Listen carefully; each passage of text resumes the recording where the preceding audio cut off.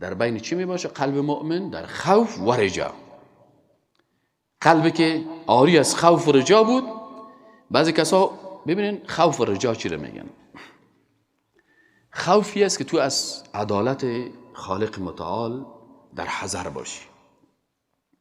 اگه من مال کس را بخورم در روز قیامت الله به اساس عدالتش مرا محاسبه میکنه.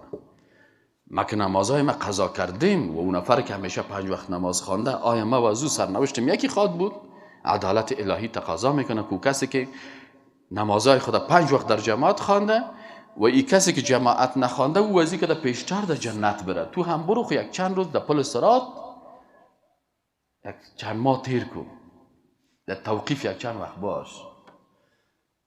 عدالت میره تقاضا میکنه. و کسی که در مقابل دشمنای اسلام می جنگه و 72 ساعت خواب نداره و تو 72 ساعت است که موسیقی میشنوی، باز تو هم امیدوار از کسی که در جنت میری او هم برنه.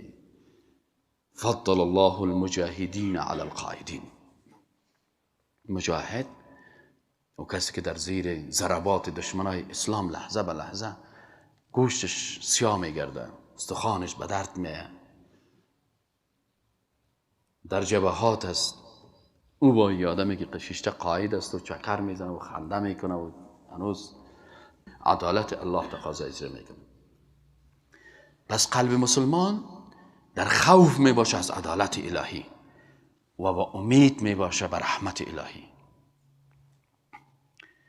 پس اگر قلب در بین خوف و رجا بود، فکرت، عملت تعادل ایجاد میشه در فکر و عمل.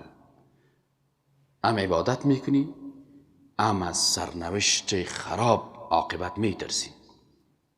یگان تو میگه نه برو هر کار که میکنی الله لک بخش است. خب ببین افراد در امیدواری. از این خاطر عمر رضی الله تعالی عنه چی میگفت؟ عمر رضی الله تعالی عنه میگفت که اگر در روز قیامت صدا شوه که تمام مخلوقات در جنت برن